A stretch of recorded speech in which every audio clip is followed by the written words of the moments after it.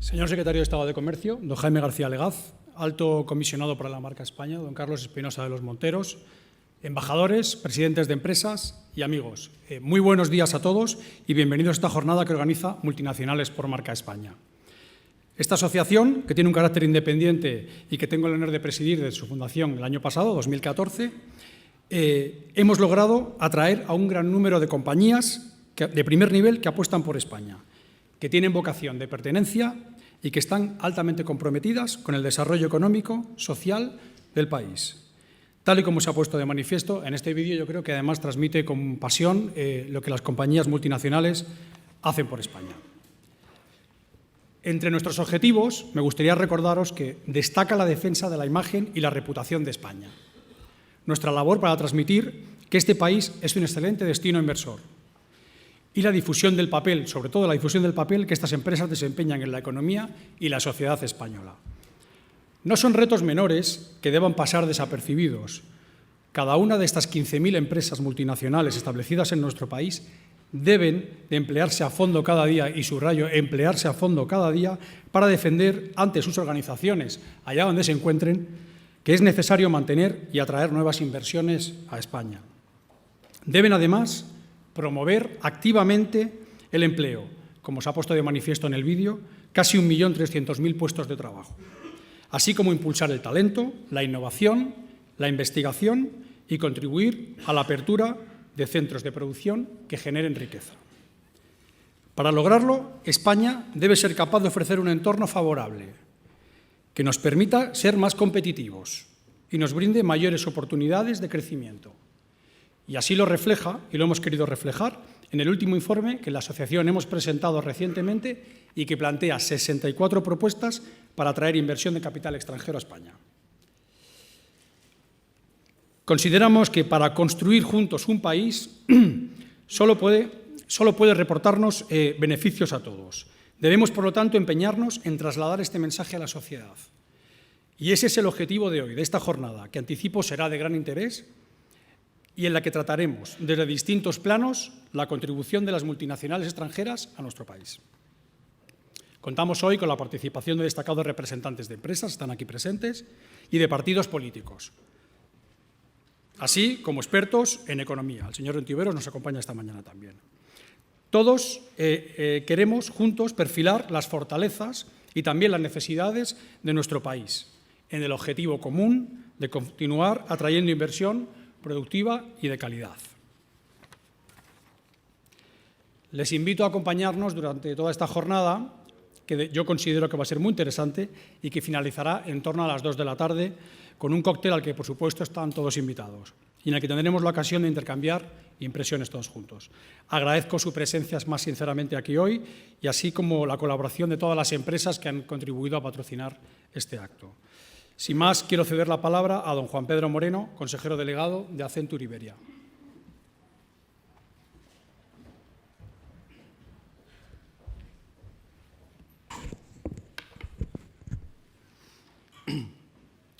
Señor Secretario de Estado, señor Comisionado de la Marca España,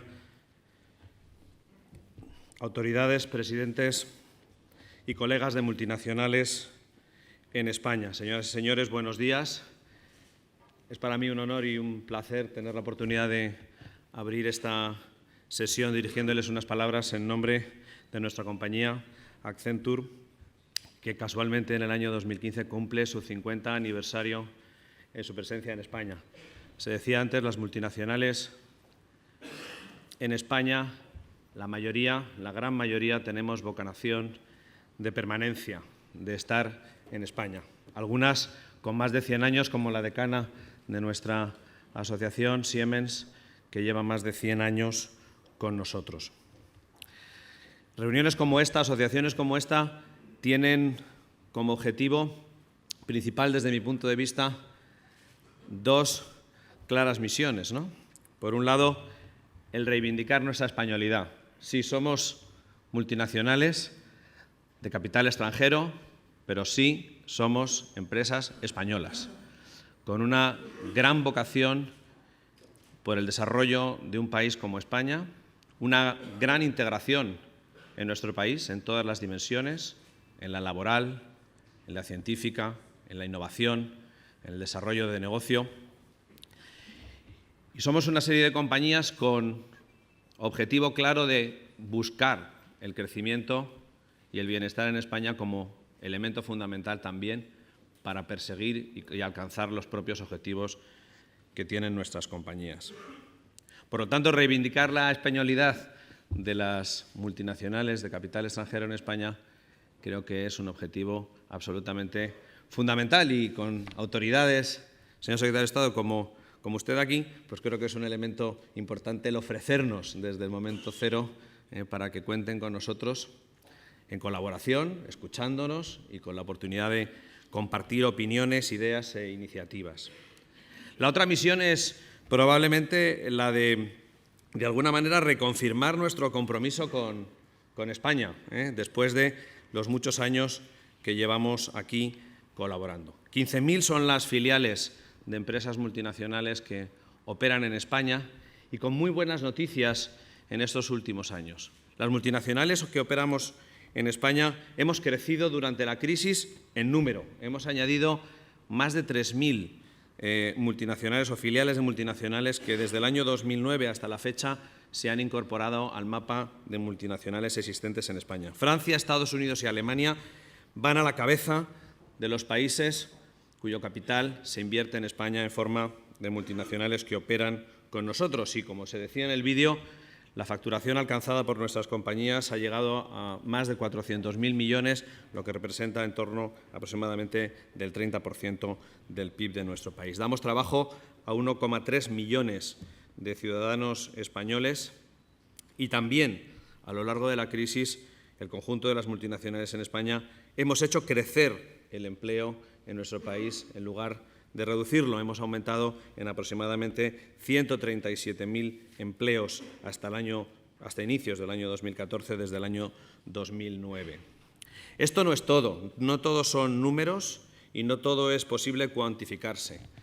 Las multinacionales en España actuamos como embajadores de nuestro país allí donde operamos, en nuestros headquarters y en aquellos países donde operamos. A los ejecutivos de las multinacionales españolas en España se nos pregunta en nuestros headquarters acerca de la confianza en nuestro país, la marcha de nuestra economía, el funcionamiento de las instituciones y, como tales, actuamos, en mi opinión, como grandes embajadores de la marca España. No solo eso, las multinacionales en España son, a su vez, un gran semillero, en casi todos nuestros casos, de ejecutivos y profesionales que luego adoptan posiciones relevantes en organizaciones internacionales y también se convierten desde nuestros headquarters en embajadores de la marca España. Somos generadores claros de talento. Somos generadores claros de talento creándolo a partir de nuestra contratación en este país, pero también somos generadores de talento invirtiendo en traer a España metodologías, formas de trabajo, conocimiento e investigación. Somos también empresas volcadas y convencidas de que la innovación es un elemento fundamental para el desarrollo de una nación y, desde ese punto de vista, tanto yo como mis compañeros en las multinacionales que operamos en España estamos denodadamente haciendo esfuerzos por atraer más y más inversión, en muchos casos vinculada a la investigación y al desarrollo, abriendo centros tanto de innovación, de desarrollo, de tecnología y de otras muchas materias. El año 2012, el 12% del I+D de las empresas, el 12% total del I+D se correspondía con empresas multinacionales de capital extranjero, y cuando miramos a las empresas grandes, esta I+D se elevaba al 34%, es decir, grandes cifras de nuestra contribución también al desarrollo de la innovación y la tecnología en España. Por último, nuestra vocación con la sociedad no es menos que la de las empresas españolas. La mayoría de nuestras compañías disponen de fundaciones que, a través de sus programas de ayuda social y de responsabilidad social corporativa, están volcadas también en hacer que las multinacionales podamos aportar nuestro granito de arena al desarrollo de una sociedad civil como la de un país en el que nos encontramos. Por lo tanto, y sin extenderme más, como decía, renovar también nuestro compromiso con esta vocación del desarrollo de España. Y para esto, esta asociación, que tiene como objeto clarísimo impulsar desde el ámbito empresarial la defensa de la imagen y la reputación de España, transmitir en nuestras organizaciones una adecuada percepción de lo que es nuestro país, su futuro y su evolución, y promover y difundir el papel que nuestras multinacionales tienen en una nación como la que nos encontramos. Recientemente, comentaba nuestro presidente, como una contribución o como un elemento de contribución a este objetivo, hemos desarrollado las 64 propuestas para hacer de España un país mucho más atractivo para la inversión. Esperamos con ilusión el que sean escuchadas y atendidas, porque nuestras propuestas tocan diferentes ámbitos que yo creo que hoy están encima de la mesa en la discusión de políticos, empresarios y en general de la sociedad. La estabilidad política de nuestro país, propuestas sobre el mercado laboral, el marco tributario en el que nos encontramos, la unidad de mercado, la seguridad jurídica, la educación o la transformación digital de nuestra economía son elementos que desde las multinacionales hemos intentado desarrollar y proponer ideas y propuestas que, en nuestra opinión, tiene sentido que sean analizadas y abordadas por autoridades y por la sociedad española. Pues con esa esperanza y con esa ilusión con la que hemos creado la organización, la asociación, y con la esperanza de tener la oportunidad de reunirnos muchas veces con ustedes, pues les doy la bienvenida y las gracias a todos por su presencia. Gracias.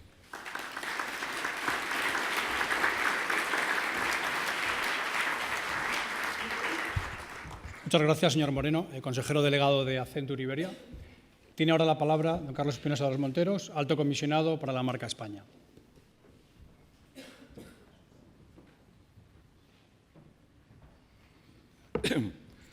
Secretario de Estado de Comercio, presidente de la asociación, señoras y señores. Suele ser habitual, cuando se toma el micrófono, expresar la satisfacción por estar presente en este acto. Pero, además de una forma rutinaria de empezar un discurso, en este caso responde a un sentimiento sincero y a un agradecimiento. Al llegar aquí y ver esta sala con más de 100 personas, pues tengo la enorme satisfacción de ver el camino que hemos recorrido en los 2 últimos años. Hace aproximadamente 2 años manteníamos los primeros contactos con los 4 o 5 representantes de empresas que me mostraban su inquietud porque las multinacionales pudieran estar integradas en el concepto de marca España, debido a la contribución que efectivamente realizan a la prosperidad, al desarrollo y a la imagen de nuestro país. Empezamos un trabajo, yo les dije que hasta que no fueran 20 no nos volveríamos a reunir, que tenían que conseguir 20 empresas para que efectivamente estuviéramos hablando de algo representativo, mientras encargamos un estudio a Deloitte, que nos lo hizo pro bono y que para mi gusto es uno de los mejores análisis que se han hecho sobre lo que es la contribución de las empresas multinacionales a la economía española, y la asociación arrancó, echó a andar, y hoy pues vemos que ha calado verdaderamente por el número de empresas y por el interés que sus trabajos y sus estudios merecen. España ha sido siempre un país que ha necesitado el capital extranjero. Es un país que con frecuencia se ha fijado objetivos muy ambiciosos que muchas veces el ahorro nacional ha sido incapaz de financiar. Es tradicional que España fue uno de los sitios durante el Imperio Romano donde los romanos realizaron mayores inversiones para extraer los minerales y metales que teníamos en nuestra geografía, pero después, a lo largo de la historia, hemos ido viendo cómo el capital extranjero ha venido a ayudar al desarrollo económico e industrial de nuestro país. En el siglo XIX, empresas francesas, inglesas, alemanas, holandesas, alguna norteamericana, contribuyó al comienzo del desarrollo industrial en España. A lo largo del siglo XX, Tuvimos acceso a las tecnologías dominantes en aquel momento gracias a las inversiones en telecomunicaciones, en telefonía en aquel momento, en energía eléctrica, en la siderurgia, en sectores muy importantes para el desarrollo del país. Y a partir del año 60, cuando la economía española efectivamente sufre una transformación fundamental en su apertura al exterior, se inicia una nueva etapa en la cual la contribución de estas empresas de capital extranjero a nuestro país ha sido y seguirá siendo fundamental. En la época de los planes de desarrollo es la industria química la que se establece en los polígonos de Tarragona, de Huelva, industria química alemana fundamentalmente, pero también británica, norteamericana.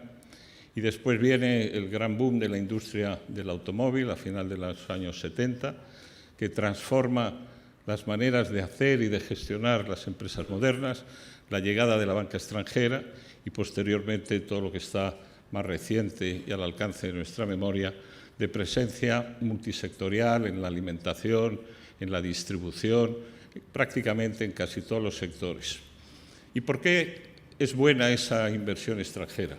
Pues lo es básicamente porque, como digo, completa el insuficiente ahorro nacional.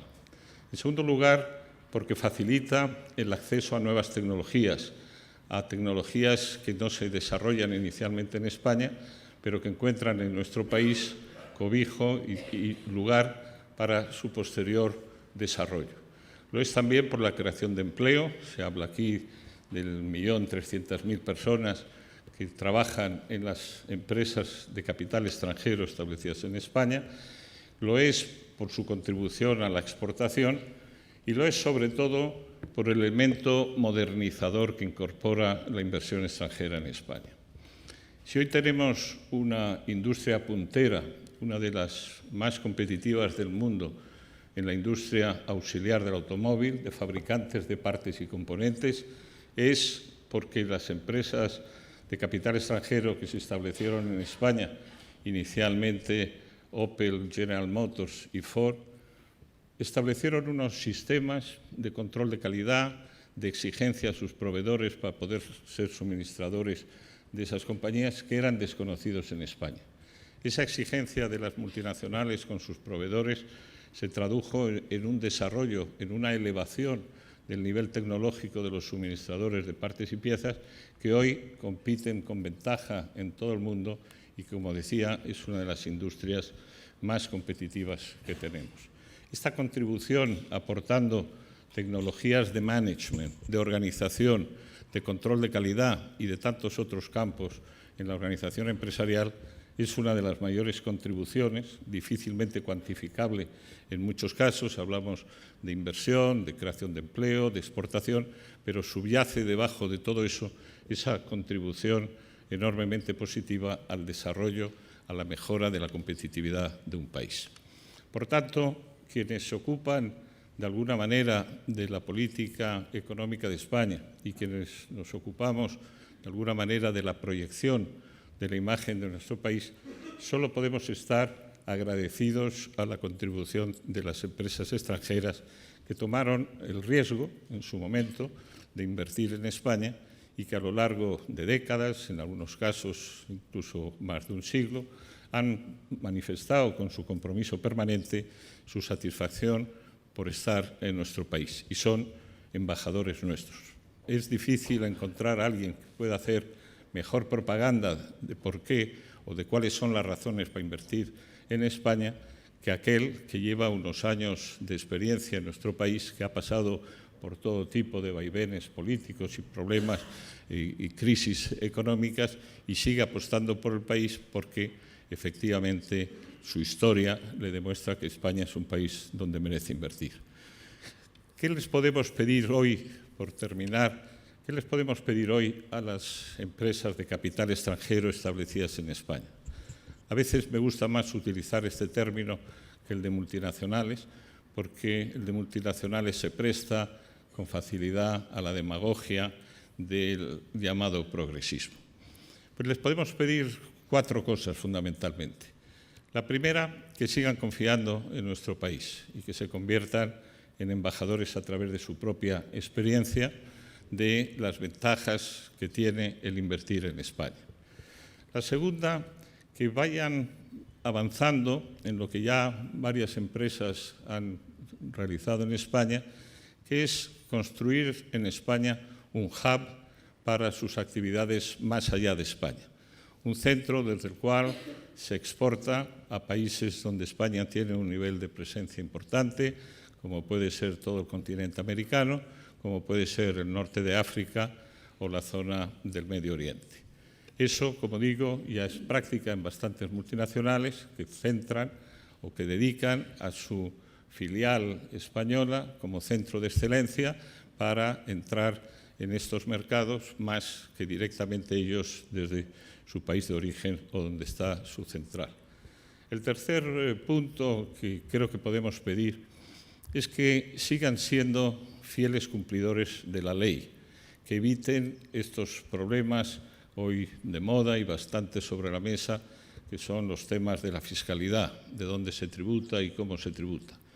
El 90% o más de las empresas establecidas en España tienen el comportamiento que los americanos llamarían de good citizens.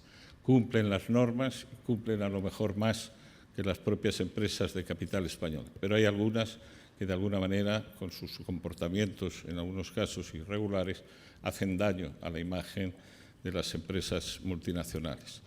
Y el último punto que creo de gran importancia que podemos pedir a las multinacionales es que sigan aportando a la Administración española su conocimiento, puesto que están presentes en la mayoría de los casos en muchos países, de lo que son las best practices en otros países, de lo que es el marco regulatorio que incentiva la realización de negocios y actividades en el país, que nos hagan llegar esas 64 propuestas y de manera permanente aquellos aspectos que deberían de ser modificados en la legislación española para hacer de España ese país business friendly que queremos, que lo ha sido tradicionalmente, pero que tenemos que defender y preservar en el futuro. Y nada más. Muchas gracias a todos por lo que han hecho hasta ahora y estimularles a que sigan contribuyendo a la mejoría de la marca España, como han hecho a lo largo de décadas y en algún caso de siglos. Muchas gracias.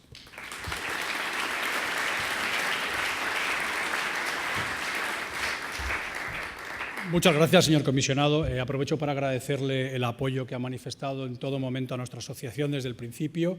También para agradecerle la contribución en esa promoción de la marca España desde la entidad que usted dirige y que tan buen trabajo viene realizando estos últimos años. Y tomamos, por supuesto, buena nota de esas peticiones que nos acaba de formular. Inaugura la jornada el señor secretario de Estado, don Jaime García Legaz.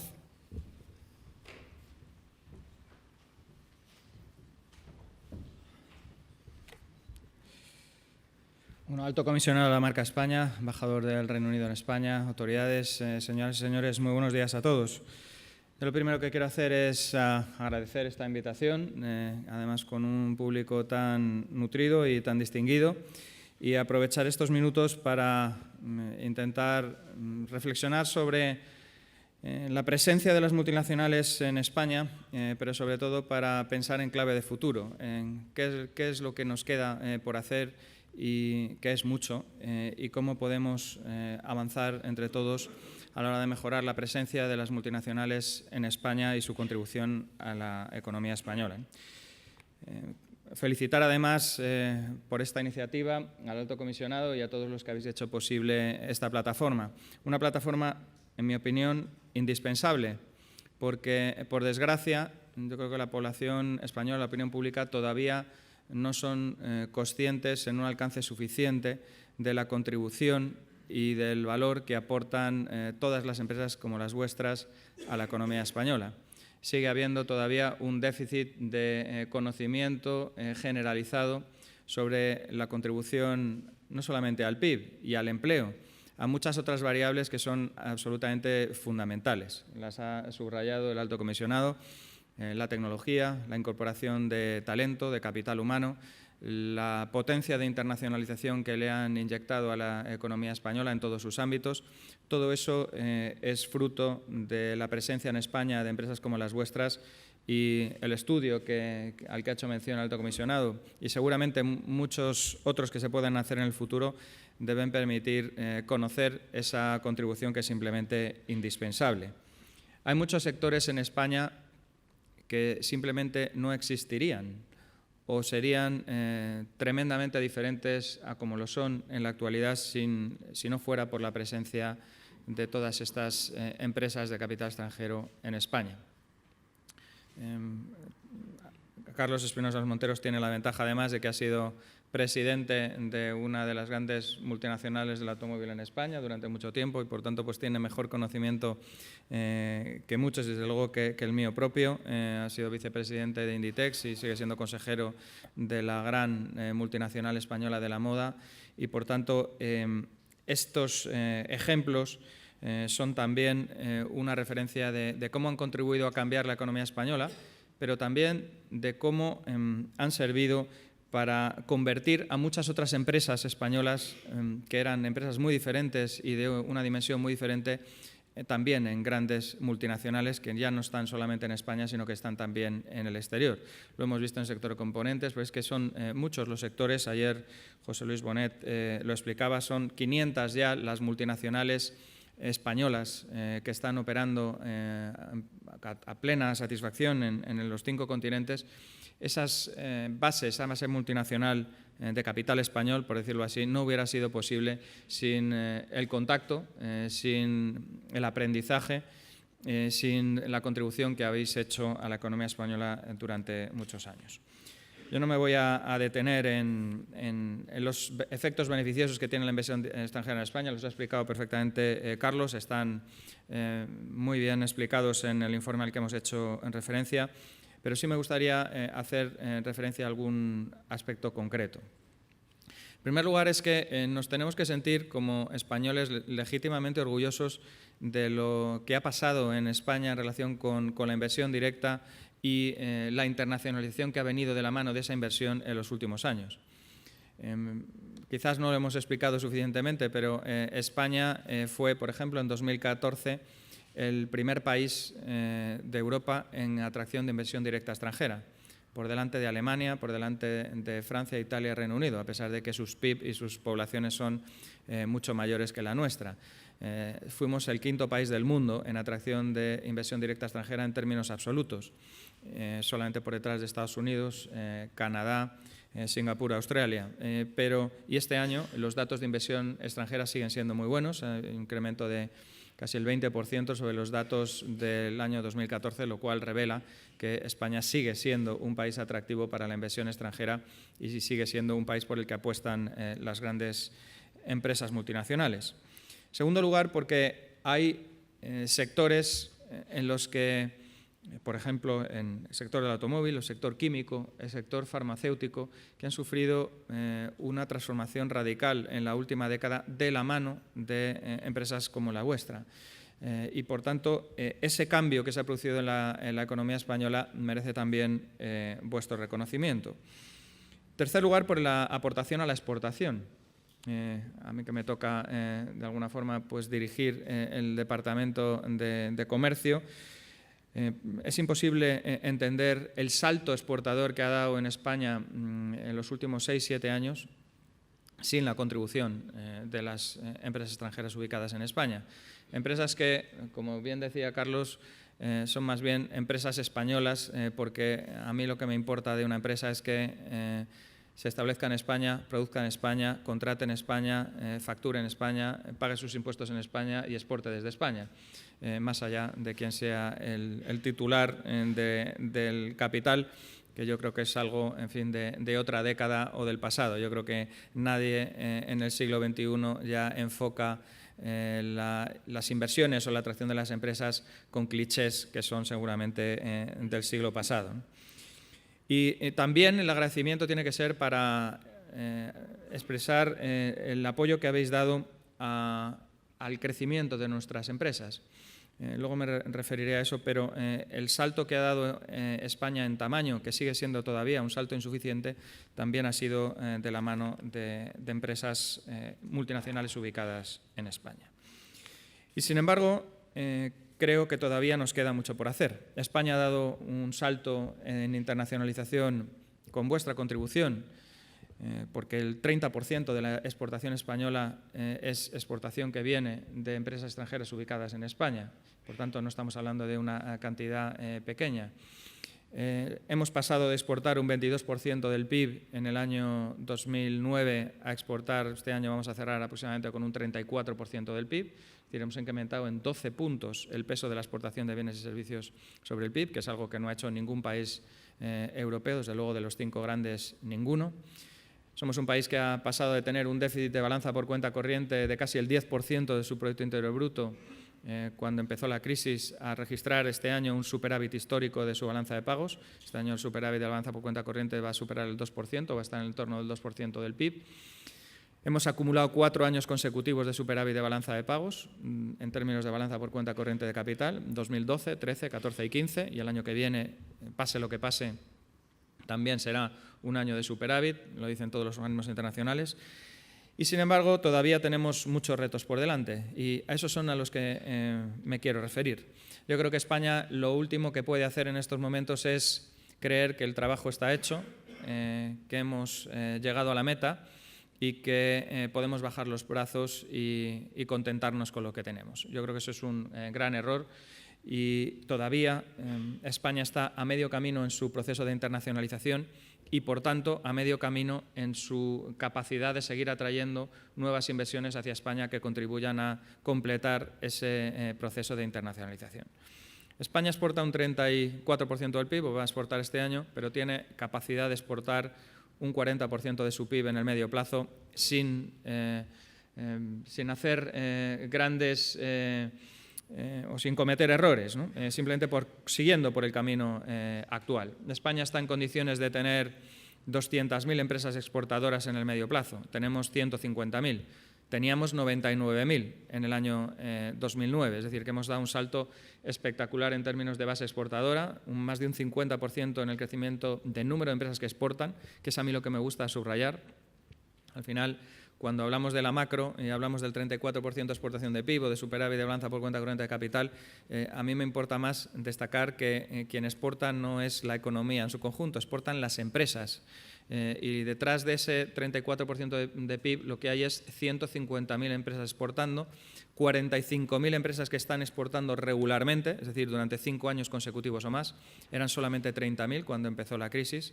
Y, sin embargo, España tiene que aspirar a tener 70.000 empresas que exportan regularmente en el medio plazo y 200.000 que exporten en su conjunto en el medio plazo. Y eso se puede conseguir.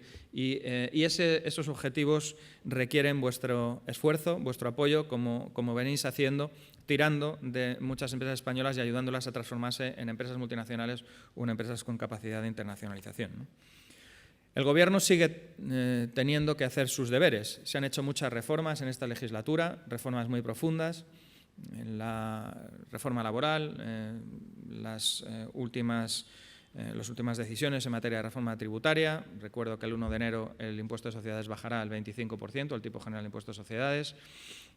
Ha habido una rebaja adicional de impuestos de rentas a las personas físicas, pero son todavía muchas las reformas que España tiene que acometer. Hemos dado pasos importantes. Yo recuerdo que una de las primeras tareas que se nos encomendó al principio de la legislatura fue intentar eliminar las barreras a la unidad de mercado que tenía la economía española.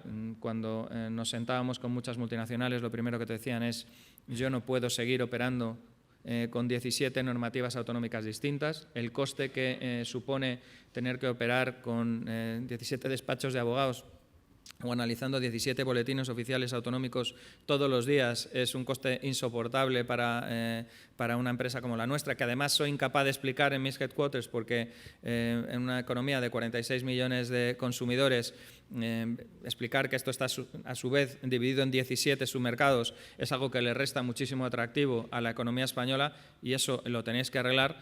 Y quiero recordar que pues unos meses después pusimos en marcha la Ley de Garantía de Unidad de Mercado, hemos puesto en marcha toda una serie de mecanismos que han permitido no solamente obligar a cambiar la normativa autonómica, sino que permiten atacar las normas o los actos administrativos que rompen la unidad de mercado. Se han hecho, por tanto, cosas relevantes en todo este periodo. Hemos actualizado, y eso es también una parte de la tarea quizás silenciosa, pero imprescindible, toda la red de tratados para evitar la doble imposición, que son absolutamente fundamentales para multinacionales como la vuestra, y todavía tenemos trabajo por hacer.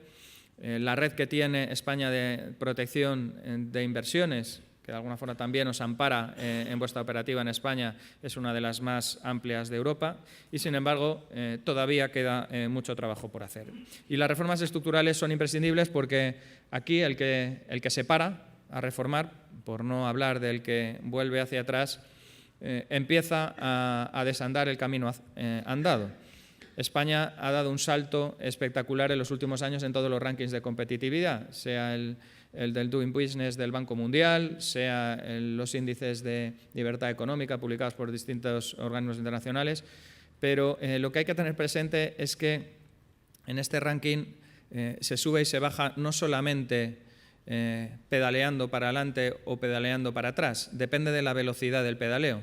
Cuando uno empieza a parar de pedalear, hay otros que vienen con la bicicleta por detrás y que te empiezan a adelantar, porque los demás también hacen reformas. Y por tanto, aquí no vale solamente con decir es que no voy a deshacer las reformas, es que hay que seguir con las reformas si queremos seguir manteniendo el atractivo de la economía española.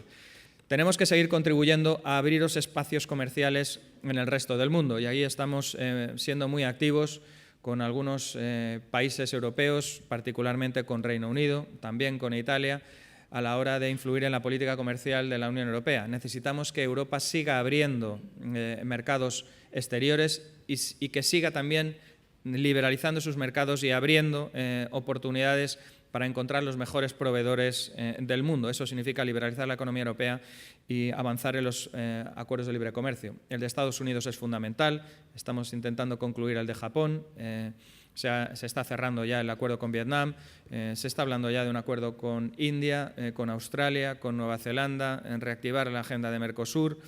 Perú, Colombia, Centroamérica son acuerdos que están ya firmados. Ha habido un salto espectacular en los últimos años que benefician muy particularmente a las empresas multinacionales que están en Europa y, por tanto, a las que están en España. Yo voy terminando, pero quiero también recordar que hemos intentado echaros una mano en algo fundamental, como es las políticas de movilidad. Cuando llegamos a la Administración en 2012, a mí me llamó particularmente la atención la situación demencial, y hay que decirlo con esas palabras, en la que estaba la economía española en su marco normativo que vosotros sufríais, ¿no? Ha habido presidentes de multinacionales en situación ilegal en España durante una serie de años, como consecuencia de que el marco normativo impedía que una multinacional pudiera desplazar, por ejemplo, desde Japón a España a su presidente y en un plazo razonable de tiempo pudiera estar con su visado, su permiso de trabajo y su permiso de residencia en España, por no hablar ya de sus familiares. Es decir, había casos en los que se nombraba un presidente y 12 meses después el marco normativo español no había permitido que ese señor que se había desplazado a España pudiera trabajar en España con un visado, un permiso de trabajo y un permiso de residencia. Había situaciones tan kafkianas como que se impedía que una multinacional pudiera trasladar personal directivo de distintas filiales, como ocurre en cualquier país desarrollado. Es decir, que al country manager de un país A lo pudieras desplazar a España y a algún directivo en España lo pudieras desplazar a otro país. Esto en España llevaba muchísimo tiempo cuando se podía hacer, porque, y algunos lo habréis sufrido, había una marco normativo que obligaba a pasar por eso que se llama la Situación Nacional de Empleo a los perfiles profesionales que las multinacionales querían adoptar, ¿no? Y también pasaban cosas tan extrañas como que cuando en el Instituto de Empresa, que está aquí cerca, o en el IES o en el SADE, venían profesionales con 4 o 5 años de experiencia que hacían un MBA en España, les gustaba España y querían montar una empresa, una startup con varios compañeros, gente probablemente con el mayor talento del mundo. El marco normativo español les decía: no, usted aquí no se puede quedar, me da igual que tenga dinero, ganas, talento y voluntad de montar una empresa en España, usted, si hace el favor, se va por donde ha venido, ¿no? Eso lo cambiamos en la Ley de Emprendedores. Hay todo un capítulo de movilidad que ha permitido que podáis fichar a los profesionales que consideréis oportunos, traer profesionales cualificados, traer investigadores de los centros de investigación que consideréis oportunos, Estados Unidos, en el lugar del mundo donde consideréis acertado fichar. Y todo esto ha transformado, sin hacer mucho ruido, digamos, la facilidad con la que las multinacionales pueden seguir operando en España. Y eso yo creo que es un balance razonablemente positivo. Pero termino, creo que hay mucho por hacer, sinceramente. Y ese mucho por hacer tiene que ocurrir en los próximos años, y esas reformas y esos cambios que son necesarios para seguir manteniendo el atractivo inversor de España tienen que venir de vuestra mano o con vuestra ayuda. Carlos os ha pedido algunas cosas y yo me voy a atrever a pediros alguna más.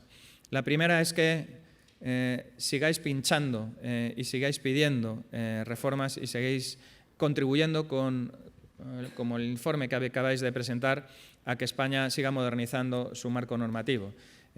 Esas propuestas constructivas que trasladáis y que nos trasladáis son de extrema utilidad, porque sois vosotros quienes mejor conocéis cuáles son los cambios que realmente pueden contribuir a hacer de España un país más atractivo para la inversión.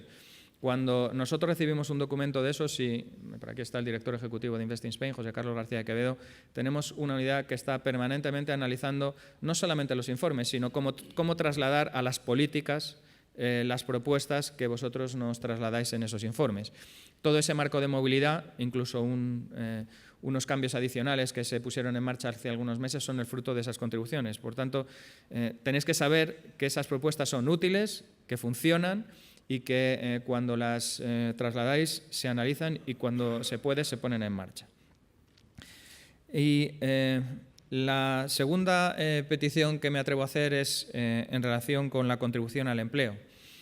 España sigue teniendo todavía un problema de paro juvenil notable. Y creo que hay una oportunidad en los próximos años que ha comenzado ya de la mano justamente de las multinacionales, que suelen ser esa punta de lanza, esa vanguardia que introduce los cambios en nuestros mercados, un cambio muy profundo en relación con la formación profesional. Se ha puesto en marcha a través del modelo cameral una posibilidad de que las cámaras de comercio, cuya tutela está en manos de las comunidades autónomas, a nosotros nos toca, comillas, tutelar o trabajar, porque realmente es un trabajo de colaboración con la Cámara de España, un nuevo modelo cameral en el que tienen encomendada las cámaras la expansión del modelo de formación profesional dual, que se conoce la formación dual alemana, para que nos entendamos, o austriaca. Y ha habido muchas multinacionales que ya han dado el paso al frente y que han decidido que van a contribuir a expandir ese modelo que tan importante es para transformar nuestro mercado de trabajo desde dentro y crear esos perfiles profesionales tan fundamentales en muchos sectores productivos y muy particularmente en los industriales. Yo quiero pediros, porque creo que esta es una plataforma mejorable, que con las cámaras de comercio y muy particularmente con la Cámara de España, aquí tenemos a su director, Alfredo, que nos acompaña, que también nos echéis una mano para hacer frente al que probablemente es el problema estructural más profundo de la economía española, que es dar trabajo a todos los que todavía no lo tienen y muy particularmente a los jóvenes. Muchas gracias.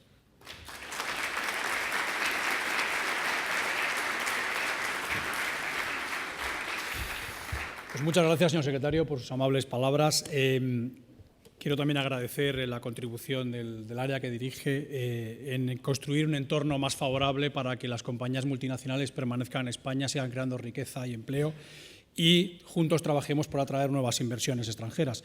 España ocupa un enclave geoestratégico que debemos de aprovechar las compañías multinacionales extranjeras aquí, pues para contribuir a esa exportación a la que apuntabas, donde el 30 y tantos % viene de la mano de las compañías multinacionales extranjeras y donde tenemos una gran influencia en mercados como el latinoamericano o quizás el del norte de África, ¿no? También tomamos muy buena nota de esas peticiones y trabajaremos por consolidar un entorno más favorable. A los tres agradezco de verdad vuestra contribución y presencia esta mañana. Y sin más, quisiera dar paso ahora a don Emilio Ontiveros, que es catedrático de Economía y presidente de Analistas Financieros Internacionales, que nos ilustrará con una conferencia sobre la contribución de las multinacionales extranjeras a la economía española. Emilio, cuando quieras.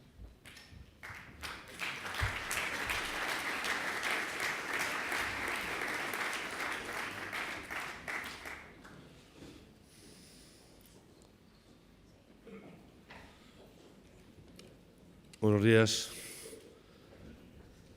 Déjenme que lo primero que haga sea mostrar mi más sincero agradecimiento a la asociación por darme una nueva oportunidad, no es la primera vez que estoy aquí, de compartir con todos ustedes algunas consideraciones sobre el papel de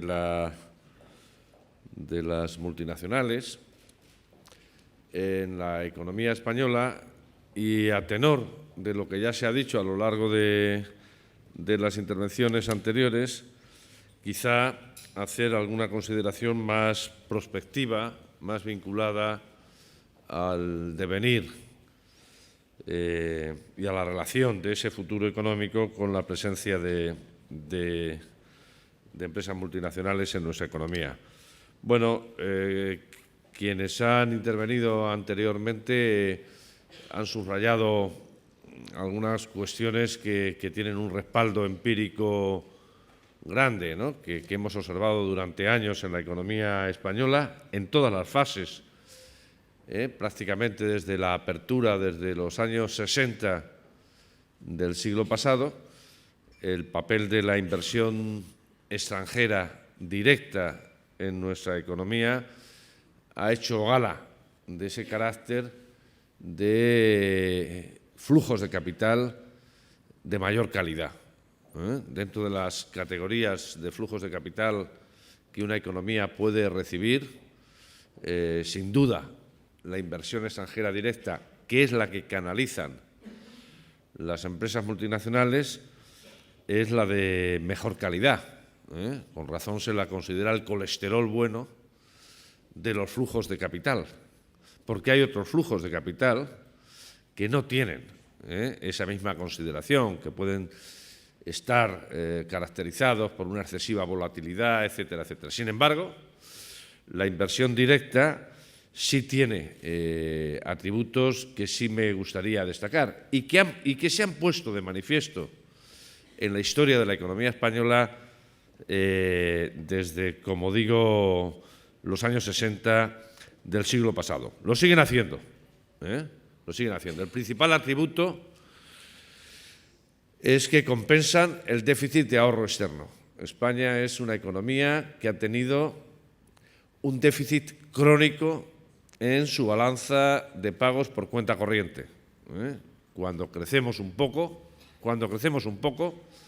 nuestras empresas se vuelcan a la demanda interna y dejamos abierta una brecha en el exterior que necesita cubrirse con ahorro proveniente del resto del mundo. La forma en la que se capte el ahorro del resto del mundo es un síntoma, aporta fortaleza o debilidad en la sostenibilidad de ese patrón de crecimiento. Afortunadamente, en la posición de inversión internacional neta de la economía española, ha dominado siempre la inversión directa. Todavía incluso en los últimos años, en estos últimos años de crisis, a pesar del protagonismo que han tenido las inversiones de cartera, los flujos de capital buscando rendimientos, por ejemplo, en unos bonos públicos que ofrecían mayor remuneración que otros, todavía la inversión directa ha supuesto una media de unos 20.000 millones en términos netos, que es muy de apreciar. Pero más allá de la muy valiosa aportación en términos de capital financiero, es verdad que la inversión extranjera directa tiene otra serie de atributos, va ligada a transferencias de capital de otra naturaleza. Desde luego, capital tecnológico y yo me atrevería a decir todas aquellas modalidades, todas aquellas aportaciones que contribuyen a aumentar la productividad total de los factores. Saben que las economías, para que mantengan ritmos de crecimiento a medio y largo plazo, no es necesario solo que empleen muchos factores, que empleen muchos capitales. Es necesario que los empleen bien. La economía española en los últimos 15 años ha utilizado muchos factores. En los 12 años que concluyen en 2007, la economía española fue la que de forma más intensa utilizó empleo, el nuestro más 5 millones de fuera, capital, el nuestro más un 10% del PIB de ahorro del resto del mundo, y creció. Pero no creció bien, creció mucho, pero no creció bien, porque estuvimos ausentes del crecimiento más favorable en el patrón de cualquier economía, que era la productividad.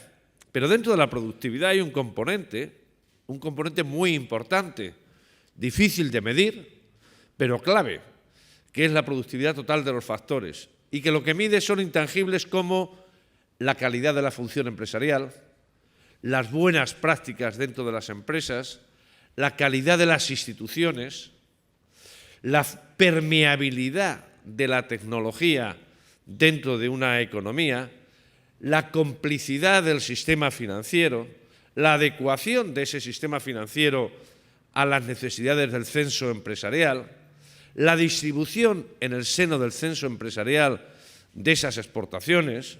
Es clave, señalaba el secretario de Estado, que haya una propensión a exportar cada vez mayor. Pero es clave que dentro de los 3.240.000 empresas que hay en nuestro país, las que exportan de forma regular lleguen, él decía, objetivamente a las 70.000, mucho más, si queremos garantizar esa sostenibilidad. Esos componentes, que son los que diferencian la calidad del crecimiento en última instancia, han gozado de un empuje, de una influencia claramente favorable con las prácticas de empresas extranjeras, de empresas multinacionales. La evidencia sobre todo académica, en trabajos empíricos realizados en otros países, ya lo había puesto de manifiesto, pero en nuestro país también.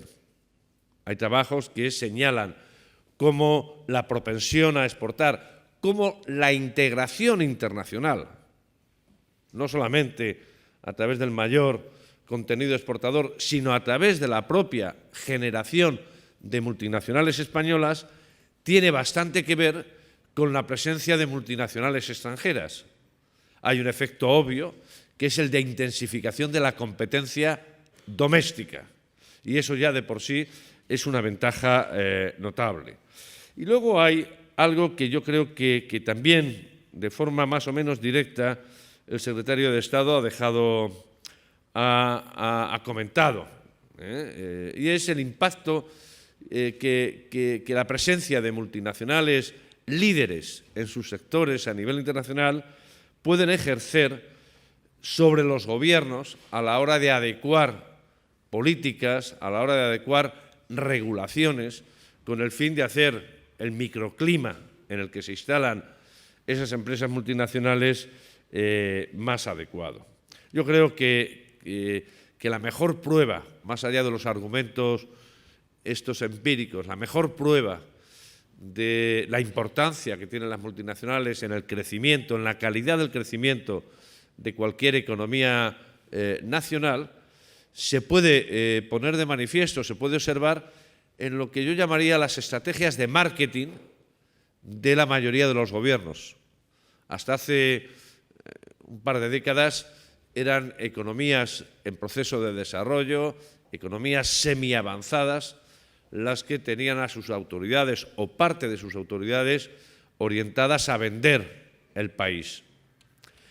Pero lo relevante es que de 20 años para acá hemos visto cómo todos los países de la OCDE, empezando por Estados Unidos, se han empeñado en crear departamentos de promoción del atractivo de empresas multinacionales. Y no en vano, la primera economía en su capacidad de atraer capital extranjero vía directa, no vía inversión de cartera, que también es la propia economía de los Estados Unidos.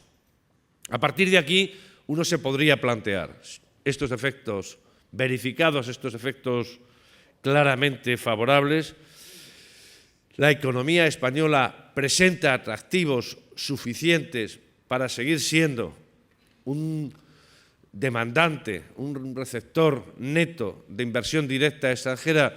La respuesta es sí, en términos de esas dotaciones básicas de capital que cualquier empresa que trata de establecerse en el extranjero va buscando. Desde luego de capital físico. Es verdad que una de las consecuencias favorables, aun cuando haya tenido contrapartidas en términos de endeudamiento no tan favorables, pero una de las consecuencias favorables del proceso expansivo que concluye en 2007 es la disposición de un capital físico, esencialmente en términos de infraestructuras, parangonable con el que tienen cualquier otra economía moderna, en algunos casos superior. El otro elemento atractivo que cualquier análisis de viabilidad para realizar una inversión extranjera, ya sea greenfield o brownfield, es la dimensión del mercado.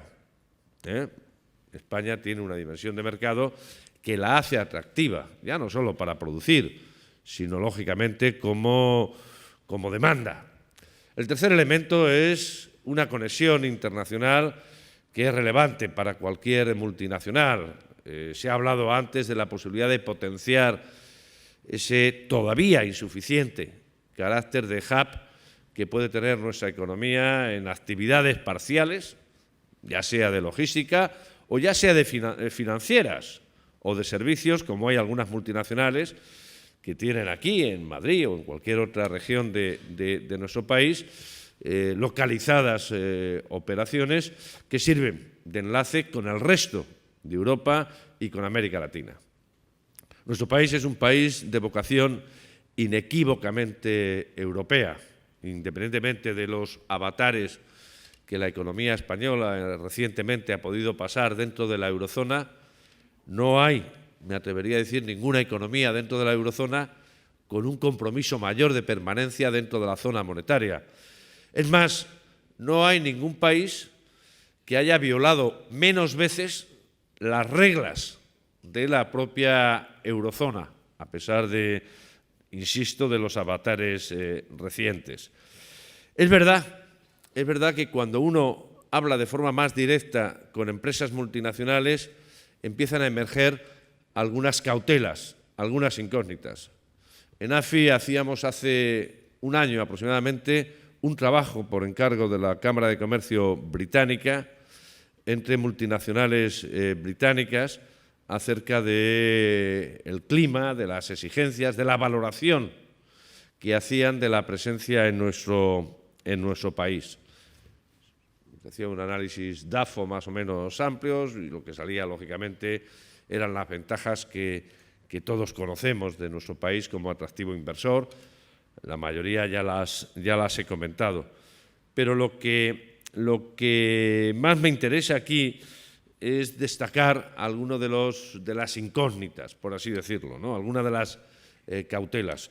Una de ellas tenía que ver con la todavía insuficiente dotación de capital tecnológico, con la insuficiencia que tanto en los presupuestos privados de las empresas privadas como de las administraciones públicas cobra la presencia, la decidida inserción de nuestra economía en esa revolución tecnológica continua que es la economía digital, ¿no?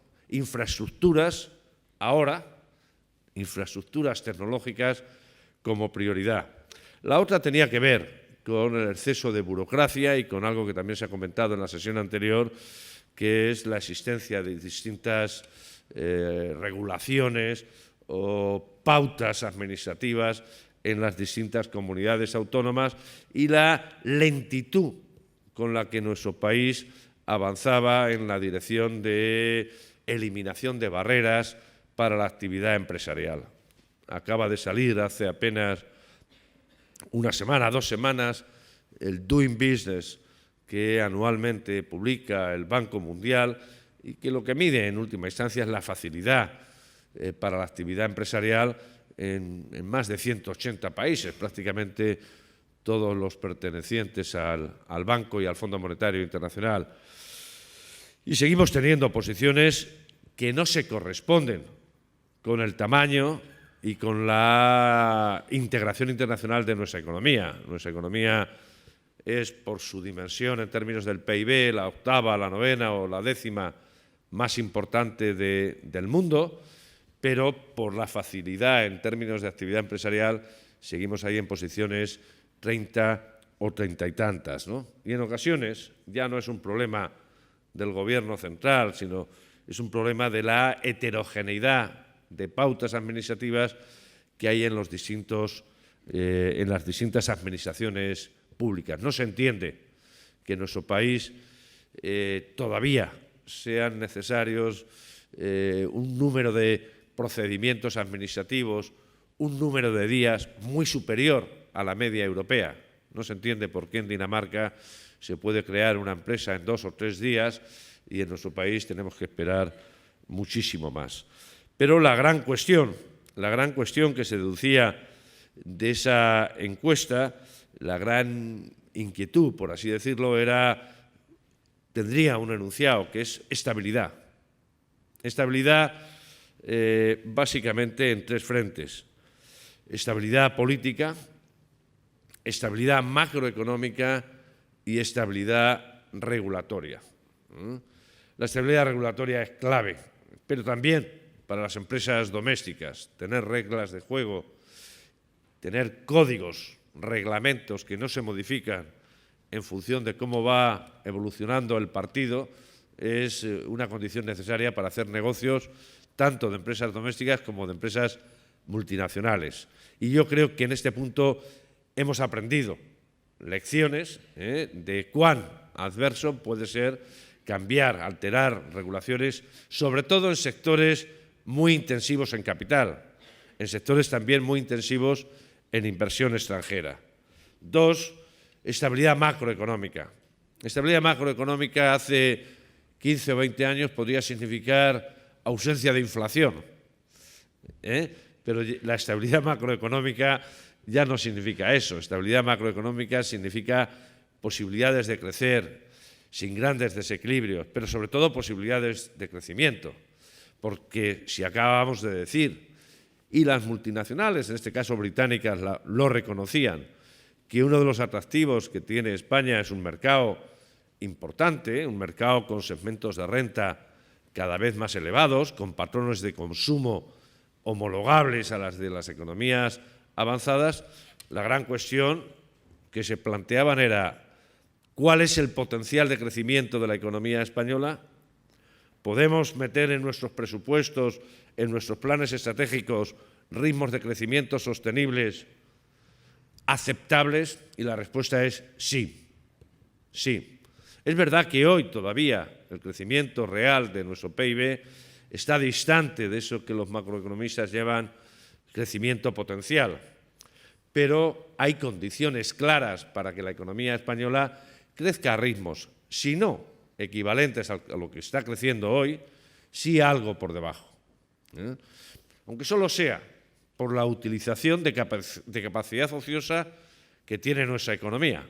Nuestra economía hoy está creciendo en torno al 3 y pico % y es más que probable que el año que viene vuelva a crecer también casi un punto por encima del promedio de la eurozona.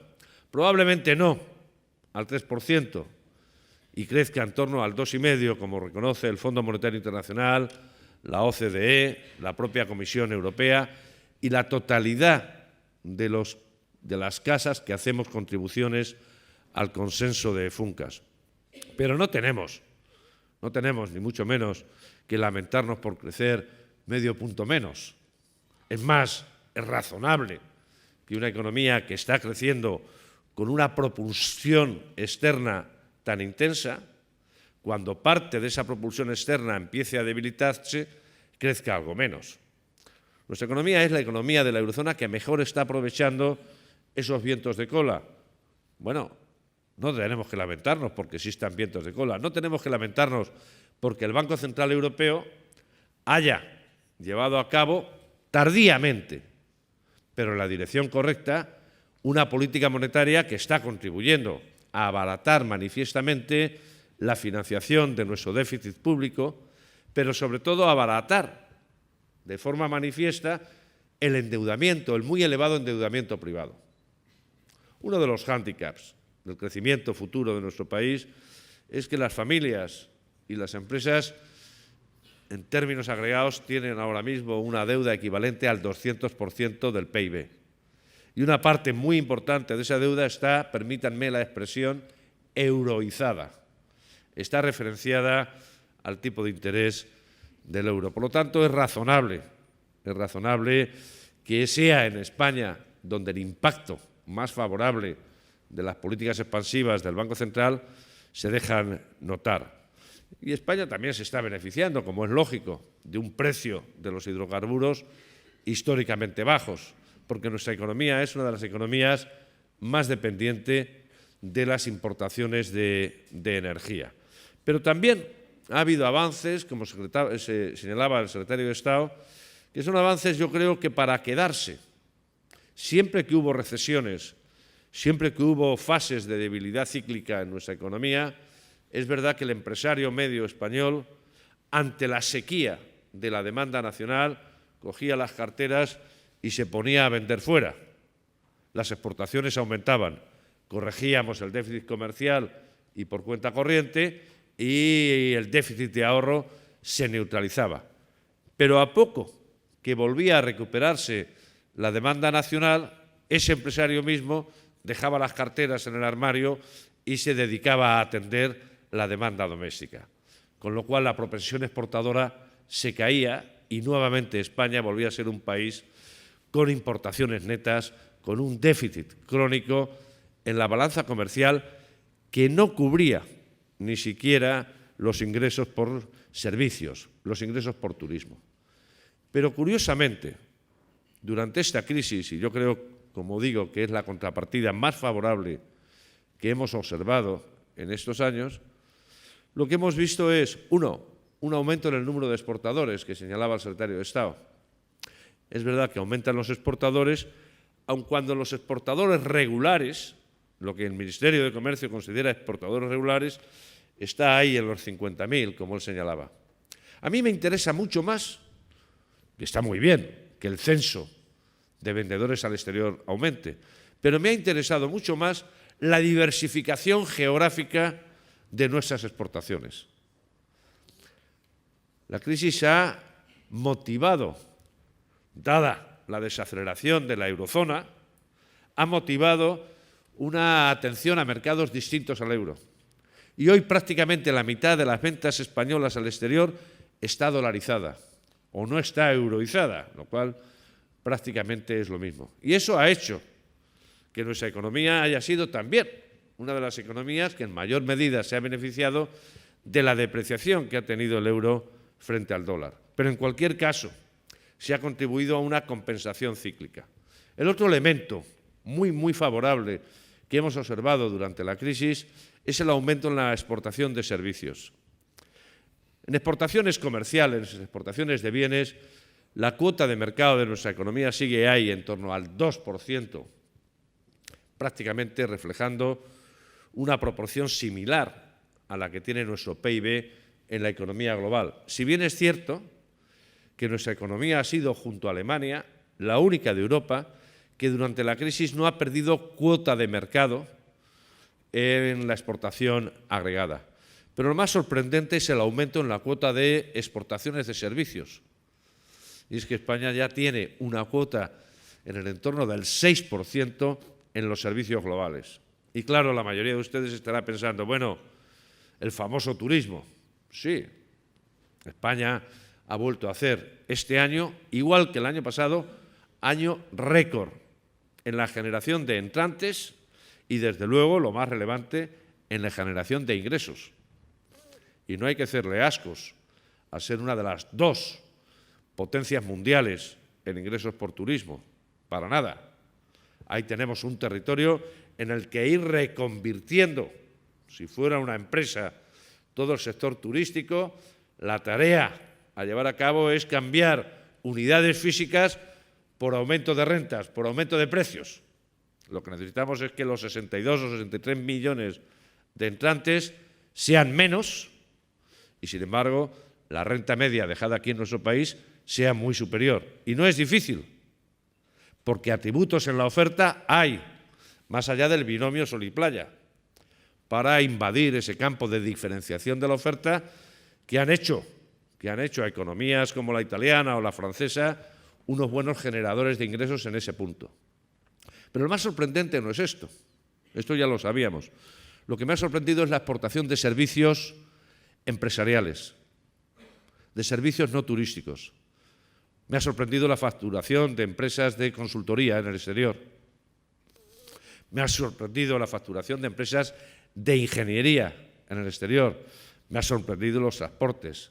Me han sorprendido las patentes. Y una parte muy importante de esas exportaciones de servicios no turísticos tiene que ver con elementos ya irreversibles en la economía española. Uno, la presencia, efectivamente, de empresas extranjeras cuyos spillovers, cuyos efectos de desbordamiento en las empresas nacionales han arraigado. Dos, la generación de una masa crítica en servicios que tienen demanda global. Las empresas de ingeniería españolas empiezan a tener un predicamento global similar al sector de componentes del automóvil. Vamos camino de convertirnos en una potencia global en componentes del automóvil, pero vamos camino de hacerlo en servicios de ingeniería, en servicios de asesoramiento en última instancia. Si estas condiciones las mantuviéramos, si esa propensión a exportar se conservara, si esa tensión exportadora de servicios más intensivos en valor añadido, en tecnología media alta, se mantuviera, la estabilidad del crecimiento español se podría mantener. A mí no me preocupa excesivamente, como les decía, que caiga algo el ritmo de crecimiento de nuestra economía el año que viene y al siguiente. Es verdad que el Fondo Monetario Internacional habla de una caída hasta niveles del 2,5 el año que viene y un poco por debajo del 2,5 el año siguiente. A mí me importa ahora no tanto crecer más, sino crecer mejor. Yo firmaría un crecimiento del 2,5 durante los próximos 10 años. La condición que pondría es que fuera un crecimiento mejor, que fuera un crecimiento más intensivo en ese componente de colesterol bueno, que es no solo la inversión directa extranjera, greenfield o de la otra, sino también la productividad total de los factores. Y ahí va a jugar mucho el otro factor, que es verdad que a los no residentes, a los inversores extranjeros, preocupa, que es la estabilidad política. Lo digo por experiencia. Nosotros en AFIT hemos tenido en los 2 últimos años que reconstruir, que relanzar nuestro servicio de country risk, de riesgo político, en atención a inversores, sobre todo inversores financieros extranjeros. Pero es verdad que dentro de lo nuevo, y nunca a los inversores les gusta enfrentarse a algo nuevo, por el componente de riesgo en su definición más formal que ello incorpora, cuando se analiza bien las posibilidades de desenlaces de la situación política, no hay lugar para llevarse las manos a la cabeza. Es verdad que es altamente probable que el bipartidismo quede muy debilitado tras las próximas elecciones generales. Necesariamente esto no tiene por qué ser malo desde el punto de vista de la economía. 2. Es verdad que ninguna de las formaciones políticas que concurren a estas elecciones lleven en sus enunciados programáticos aspectos que podrían hacernos generar algo de inestabilidad a los que tenemos responsabilidades empresariales, tanto en España como en el exterior. Todas las formaciones políticas siguen comprometidas con la presencia de nuestra economía en la eurozona. Este enunciado ya sería suficiente para despreocuparse bastante de las consecuencias que tendría modificaciones en las combinaciones o en las alianzas políticas posibles.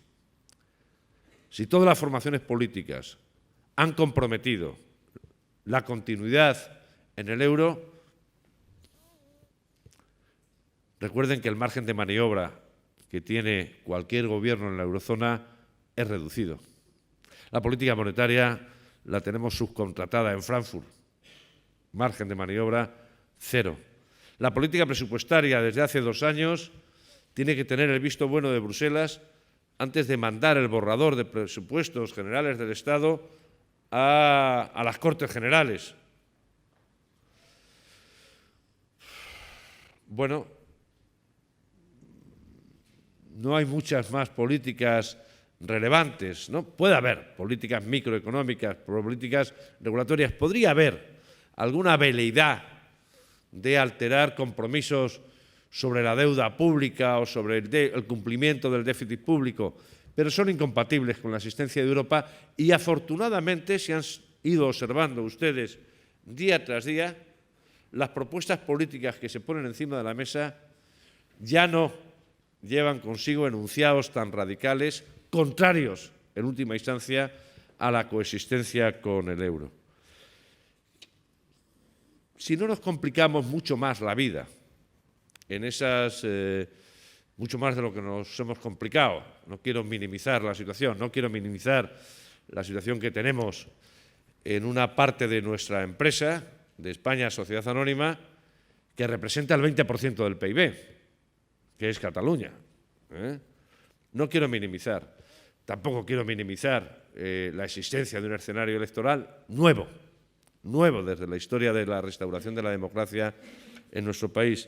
Pero creo que la asunción por parte de la mayoría de los agentes económicos españoles, por parte de las familias, de las empresas, por supuesto, de todas las administraciones públicas, de la conveniencia de mantenerse en esa dinámica de perfeccionamiento de la integración europea, es una condición más que suficiente de esa estabilidad política que puede, a su vez, amparar a la estabilidad macroeconómica y regulatoria que nuestra economía, estoy seguro, va a ofrecer en los próximos años. Nada más y muchas gracias.